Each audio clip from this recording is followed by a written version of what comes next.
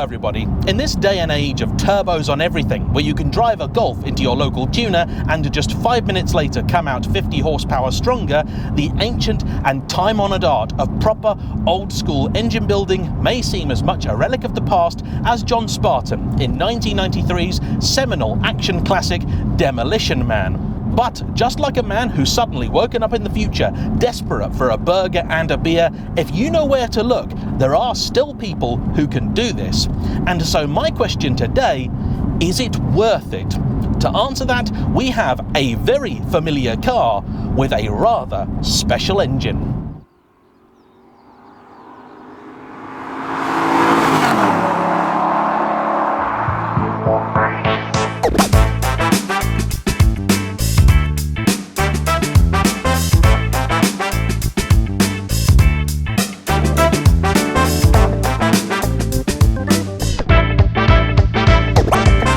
Lately, I have spent a lot of time driving Aston Martins, and so in many ways this is the perfect opportunity to make this video because I am so familiar with what this car once was. In fact, just about 3 days ago in real time, I bought myself an example of an early 4.3 litre Aston Martin Vantage. Now mine is an N400 and it's already had a few upgrades made, but critically, none of them were to the internals of the engine. Just in case all this talk of Aston Martins already has you as confused as a man that's gone into the toilets only to be greeted with 3 seashells instead of some paper, let me explain.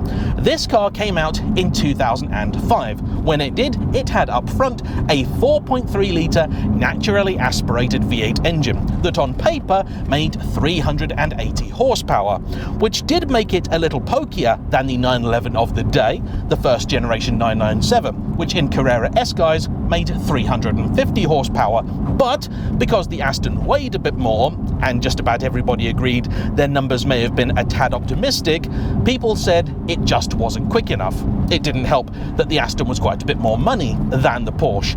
So, a few years later, the engine was reworked and turned into a 4.7 litre variant, which then made 420 horsepower and a little bit more torque too. Just about everybody agreed that was the engine the car really should have always had. There will inevitably, if it hasn't happened already, be somebody that wants to point out this is actually not really an Aston Martin engine at all. In fact, it's a Jaguar one. And there is certainly some truth in that, because the engine is a development of the 4.2 litre iteration of the Jaguar AJ-V8. The reason for that being that at the time, Ford owned both Jaguar and Aston Martin. The reality though is that by the time Aston Martin were done with the engine, they probably could have just started with a clean sheet design anyway, because there really aren't many components that are actually interchangeable between this and the Jaguar variant.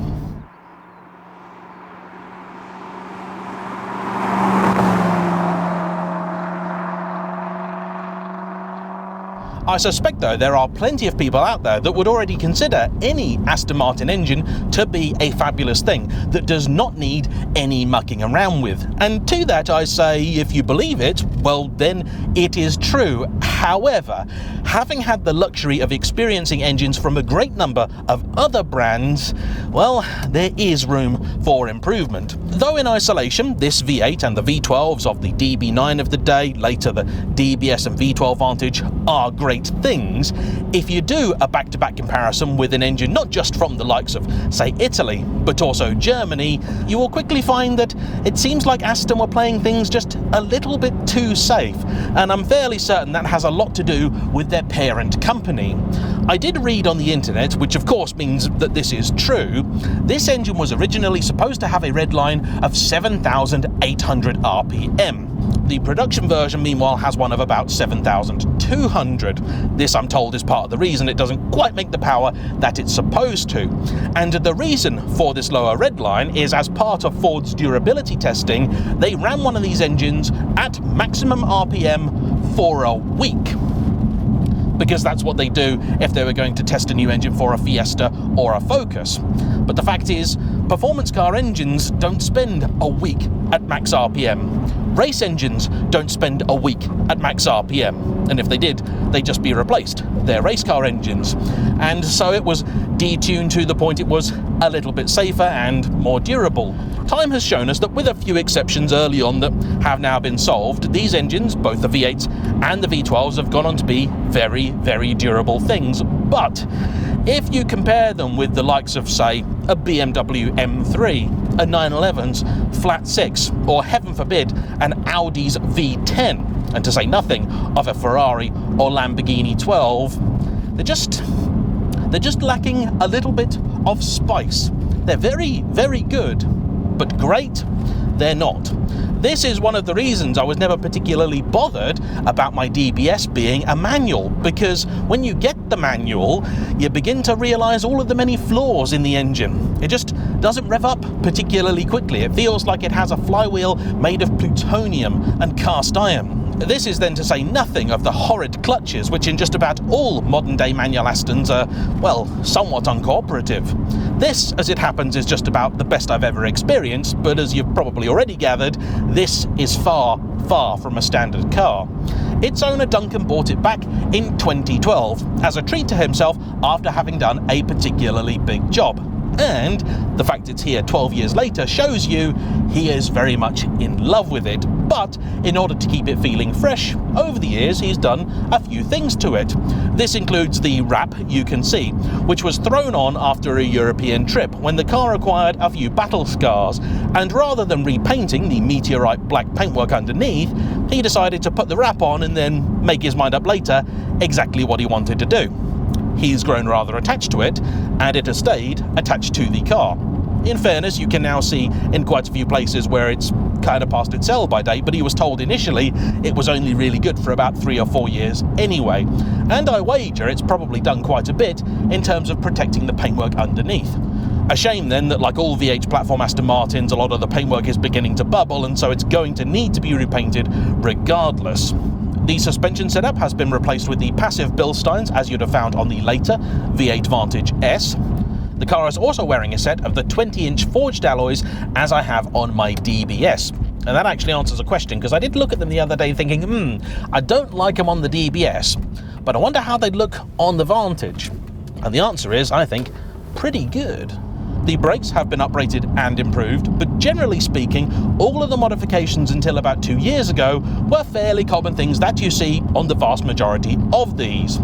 And then he decided it was time to do something a little more drastic, because for a long time he'd been looking at the Bamford Rose website and saw that under their section for V8 engine upgrades, they had one listed as GT4.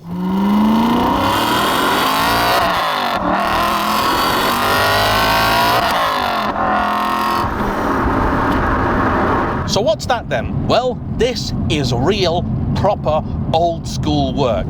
Though it may still say 4.3 on the top of the engine, and indeed, there's nothing in the bay to give the game away, this is no longer a 4.3 litre engine. It now displaces 4.7 litres, the exact same as the later cars, and it achieves it through the same dimensions. So the bore of 89mm is taken out to 91, and the stroke of 86 is taken out also to 91, making it now a square engine.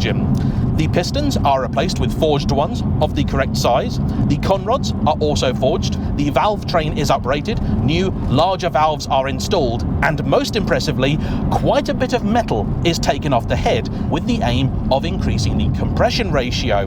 From factory, it's around 11.3 to 1. Now it's 12.5 to 1. And this does feel a little bit like the legacy of Ford, because according to Bamford Rose, one of the reasons for that compression ratio is that in order to account for the tooling aging and therefore wearing, they were a little bit cautious. And so there is so much meat on the head that you could never get the car to the desired compression ratio without taking some off.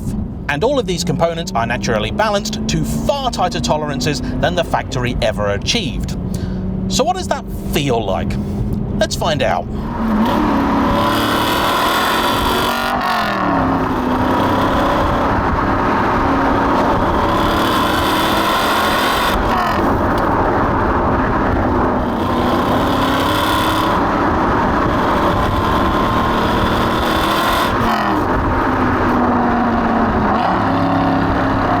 This is fantastic. Oh my. I've just opened up the valves there for the exhaust, and it's loud. Really loud. I actually think a bit too much. I'll give you a little bit more though, and then I'll shut them up again.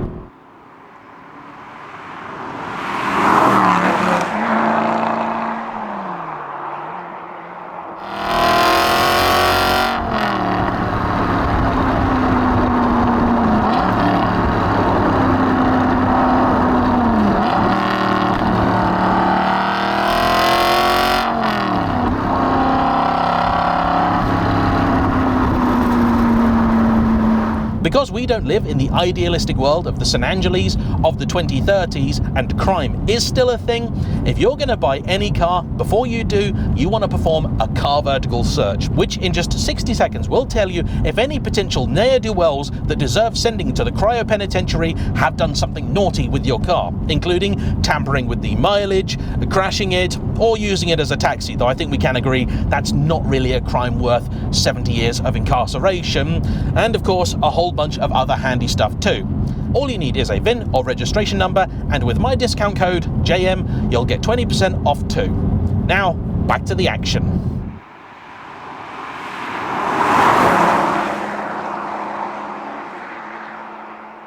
This engine is sensational.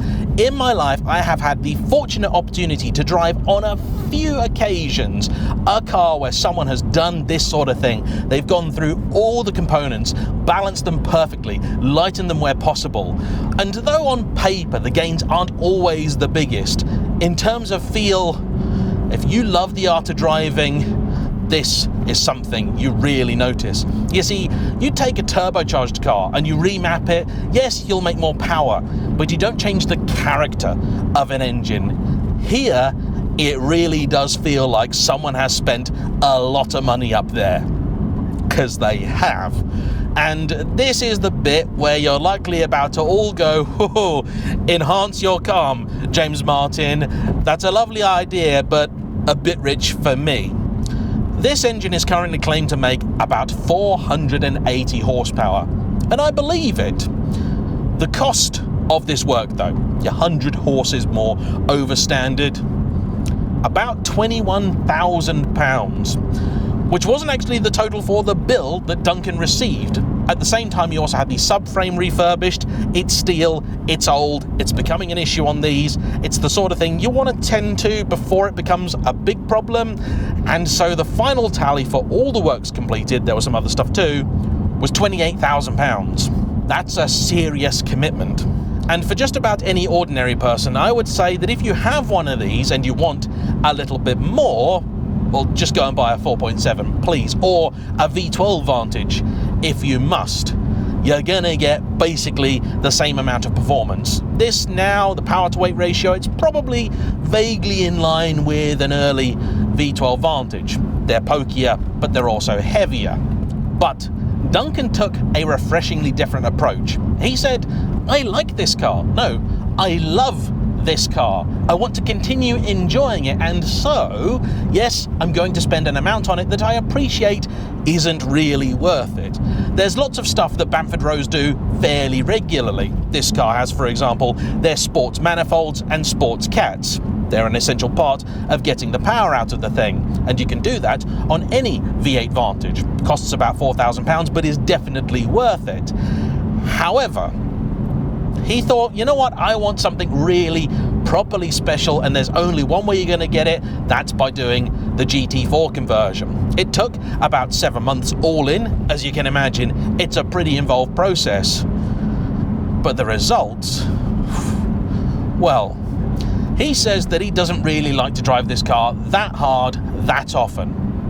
But I know, on those occasions where he does, he's going to come out of this with a smile like a lunatic that's just found himself awake in a dystopian future where he's the only person that's done a murder-death kill in ages. That V8 engine up front, I always respected it. I always liked it. But it was Nigel Hawthorne. Tried to play a baddie, but really wasn't massively convincing. Now, it's Wesley Snipes. It's angry. that mid-range is absolutely savage. By default, these engines, they come alive at about 4,000 RPM or so, but in a regular one, it's a sort of student at 2 or 3 o'clock in the afternoon coming alive. It's like, oh dear, lads, we better get up, otherwise we'd have missed half the day. But now, it's like a tiger that's just French-kissed a 3-phase outlet. Oh, this is mega. If Aston had done this, nobody would have bothered with the V12. They really, really wouldn't have. The suspension's not quite to my taste, but my complaint here really is the same as for it in the V8 Vantage S. Oh, and these seats also keep moving themselves. It's so frustrating. They put the controls in the stupidest place. I'd put buckets in this thing. It really deserves it. And you know what this makes me want to do? It makes me want to sell my N400. Oh, incidentally, this also has the sills off an M400, the slightly wider flared ones, and also the clear lenses at the back, a very common and popular upgrade. But this makes me want to go and find a 4.3 coupe, nice common or garden variety car, but with a blown engine, which is frustratingly rare, and then do this work. Because like Hartek's many upgrades in the land of Porsche, you're just not really going to spend 15 to 25 grand on a healthy engine. Not for the sake of the extra power you get. Yes, this now has 100 horses over standard, but if you'd just done the exhaust work, you could have got near to half that gain anyway. However, if you start with a car that's got a broken engine, and you would have had to have spent, say, 15 grand to get a replacement one or something that would have just got you back to where you were, well, I'd always spend the extra and get something special, which this is.